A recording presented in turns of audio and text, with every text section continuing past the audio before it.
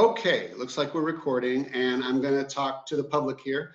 Hi, my name is Jim Porter, and this is my first interview. I'm a mental health counselor in Gainesville, Florida, and this is my very first interview of one of my professional colleagues.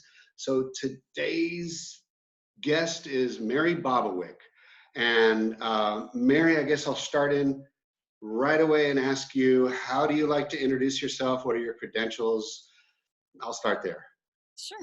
I'm Mary Bobowiec. I practice in Gainesville. I have my own practice. It's called Let It Shine Counseling. I operate over by the Thornbrook area. It's where my office is. Excellent. I have an MSED in clinical mental health counseling, and currently working towards my LMHC licensure. So right now I'm a registered intern in the state of Florida, working on my license. Excellent. I just want to say, and I think I've said this before somewhere, you might have been there, that registered interns are awesome. They are very much in connection with their original education. And I remember thinking I was pretty dang good when I was a registered mental health intern. So, and I've seen it play out over and over again. It's a great way to people like me to continue learning by talking to people like Mary.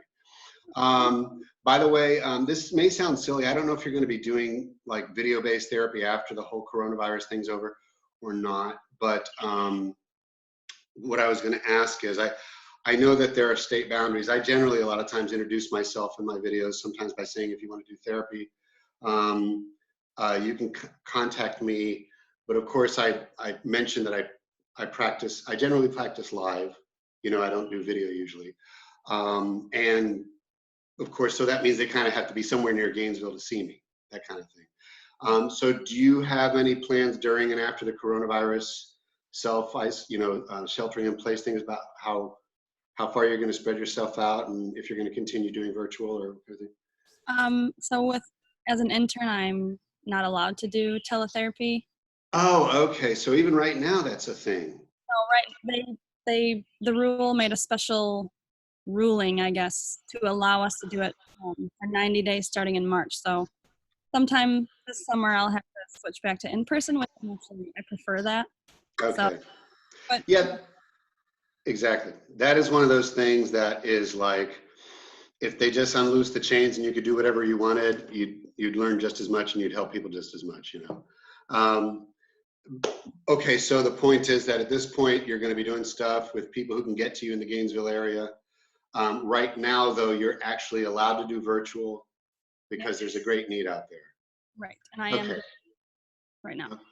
Okay, cool. Yeah, this is the first time I've ever considered the concept of doing virtual therapy even after this is over. Like it's hit my mind. It's just I really prefer what it's like to do it with people right in front of me and everything. So, and of course, when you're asking somebody to do it from home, are they in a place where they might be overheard or not? You know. Mm-hmm. But there is one thing that, at least one thing that you have mentioned to me that I am really like, it's one of the many modalities that I'm not consciously aware of. And it was one that you said is of particular interest to you and you've had training in it and that sort of thing. And it's dialectical behavior therapy. So I'll talk about whatever you want to talk about today. Interrupt me if you need to, but I already thought of some questions I have for you there. And I'm gonna, whether I'm looking at my questions or not, are you ready? I'm ready. You were probably ready 5 minutes ago. What is the origin of the name? I'll just start with that. Dialectical behavior therapy. Yeah. So therapy is born out of cognitive behavior therapy. Sounds similar, but kind of pulling from more Eastern influences, and it's incorporating mindfulness and sort of a broader philosophy that CBT doesn't. So the term dialectic refers to, it concerns itself with the fundamental nature of reality, but it also concerns itself with engaging discussions and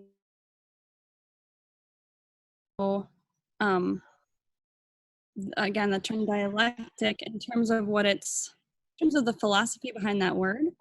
It stresses a fundamental interrelatedness of reality. So it's looking at individual parts, how individual parts relate to each other, and then also the broader picture, sort of like a systems theory almost. So like a lot of interaction in Yeah, it's not just looking at one specific like behavior or one specific, I don't know, type of thought. It's more how are those behaviors related to social environments and the broader institutional environment and our broader culture, sort of like looking at that as or more of a whole picture. Okay, I'm very glad that something exists that takes those kind of perspectives, so what first notified you that this existed? What first got you interested in dialectical behavior therapy?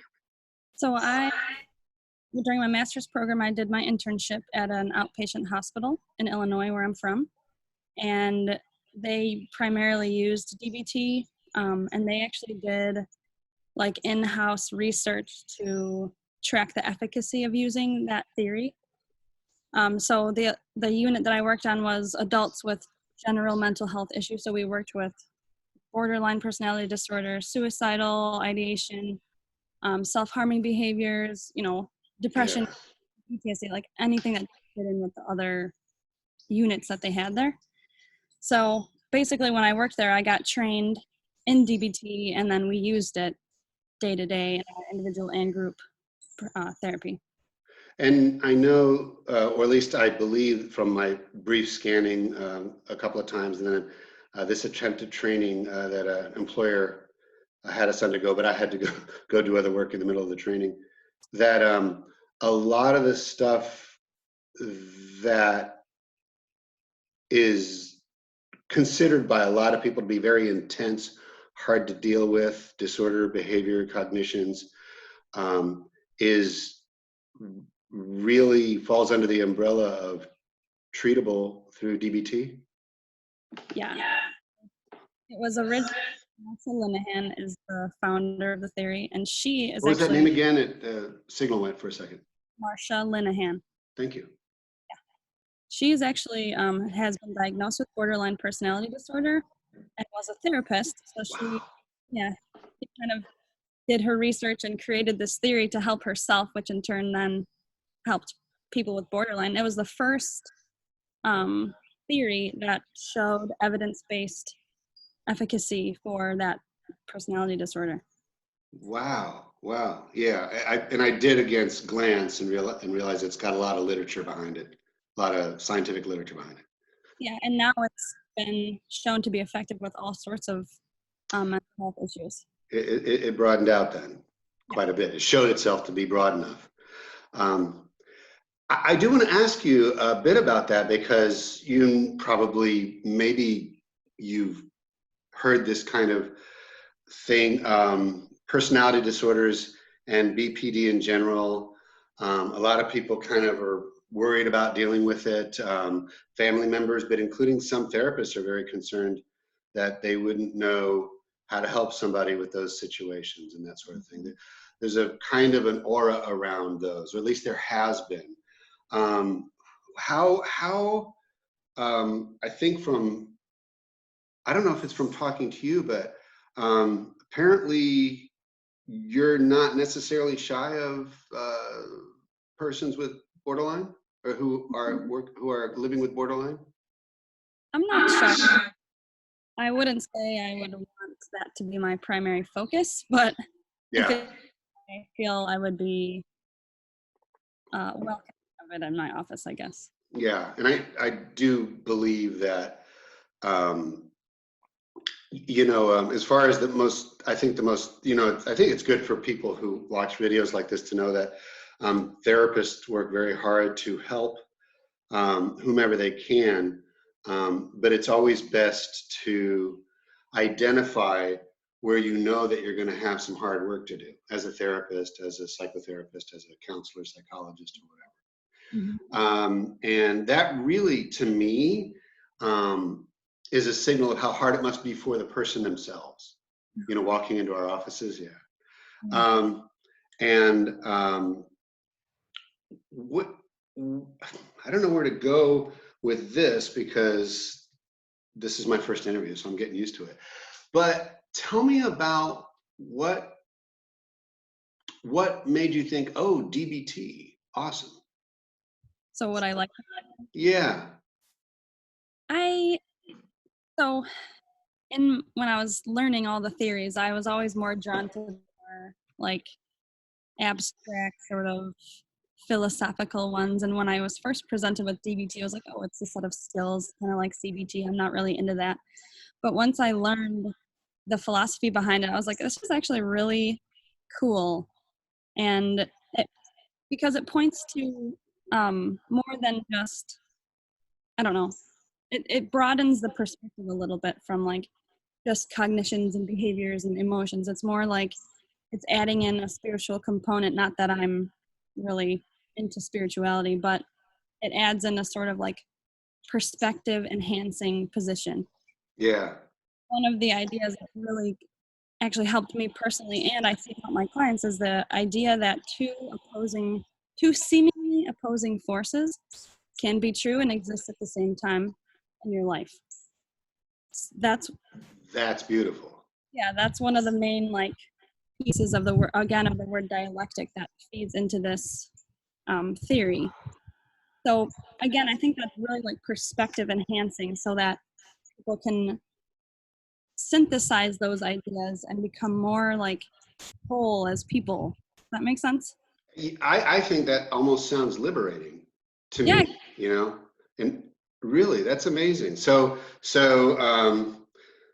opposing cognitions, opposing emotions, opposing behavioral tendencies, even opposing philosophies and seemingly opposing facts can often coincide in reality in a sense. Well, Yeah.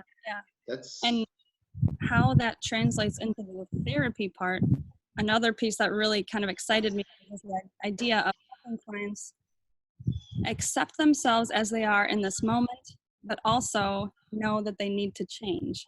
So you'd think acceptance and change are two separate things, but actually they're yeah. working together in this like really cool way.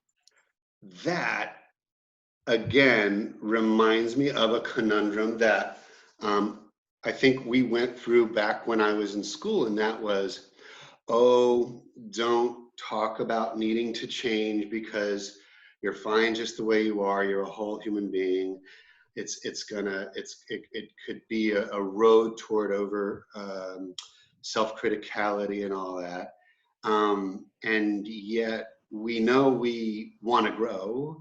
We know we want our relationships to be better. We know we have something to do with how well those work.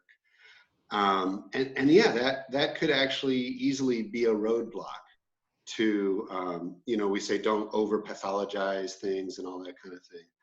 So that's, again, I love that, I will say this, when you said spirituality, and then you mentioned the definition of the part where there are things that coexist that seem opposite, it reminds me, and you probably are way ahead of me on this, but it reminds me a little bit of Taoism and the yin yang symbol and all that stuff. So as far as spirituality, I think it can mean a lot of things. Like you said, you got very interested, or you've always been interested in the philosophical areas of how we explain life and how we cope. Yeah,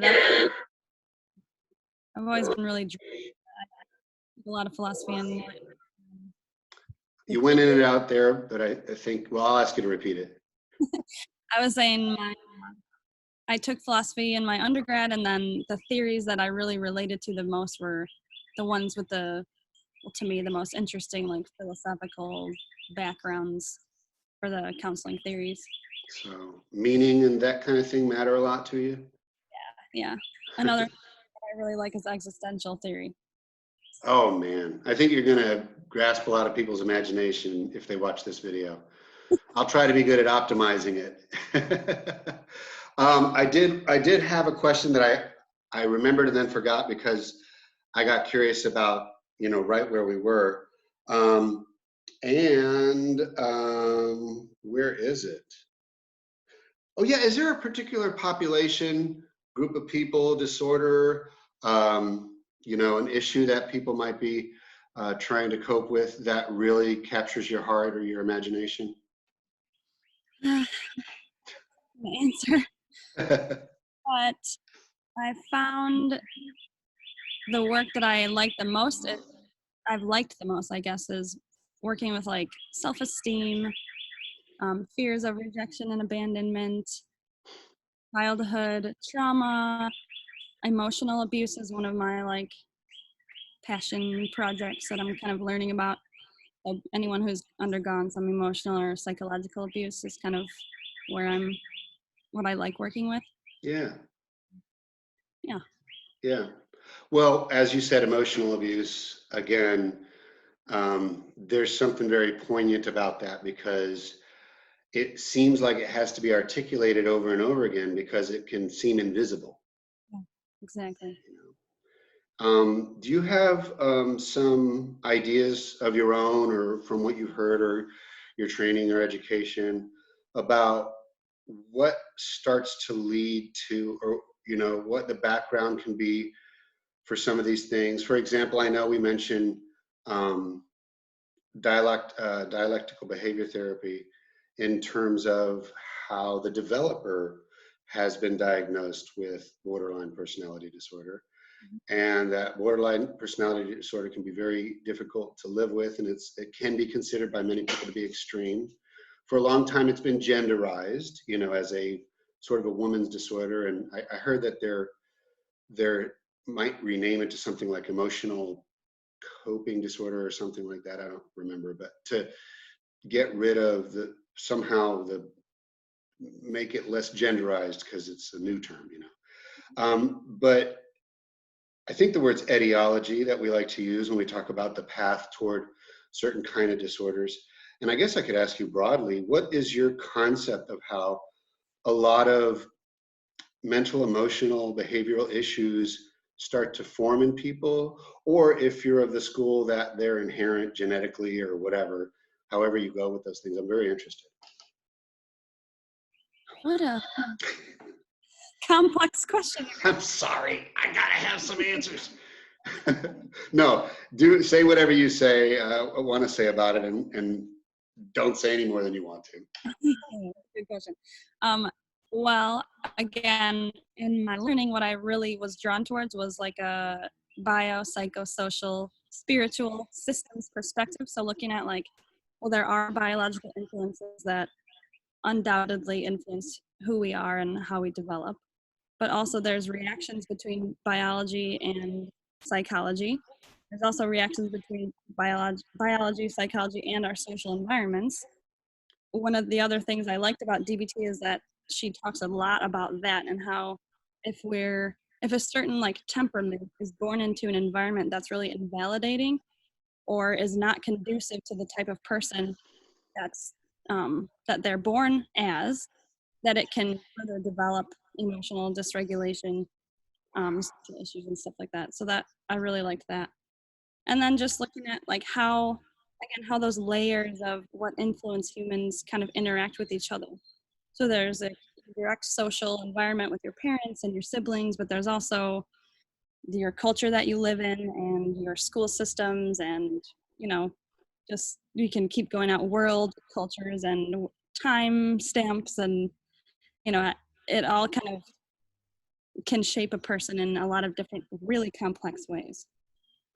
The reason I'm not saying wow and oh my gosh and yeah and amen while you're talking is because apparently something between our communication overloads the data of, I guess, and then your voice seems to go out instead of overlapping with mine. But the entire time I was like, I love this because it seems to recognize how I think a lot of us feel about ourselves, that stuff influences us.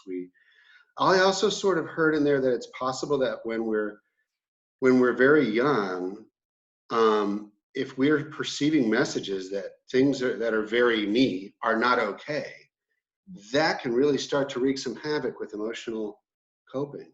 Yes, I 100% believe that. Wow. And it's mentioned in DBT theory, but not even just in that, in all of our as counselors and therapists research and psychology research, I think it's really true that it really depends on those attachment relationships that are developing as really young children. So within the first 5 years of life, it's super important. I know that I sometimes accidentally say something about myself when I've recorded my other videos, just to show that I know what I'm talking about from a personal perspective. I don't expect you to do that, but I know that this question could make somebody do that on purpose or accidentally, meaning you don't have to confess about how human you are and all that stuff. Everybody knows, I hope, that counselors are human. But I am going to ask a question. Is there something particularly meaningful about the fact that, or about the concept that, you know, we're all doing the best we can, but there have been influences over us, and that with some help, I guess. What is it that you like about, that's what I'll ask, what is it that you like about the concept that these things are acknowledged? I mean, even in a personal way, like, again, you don't have to mention any recent difficulties you had, but even in a personal way, why would you as a person decided to become a healer?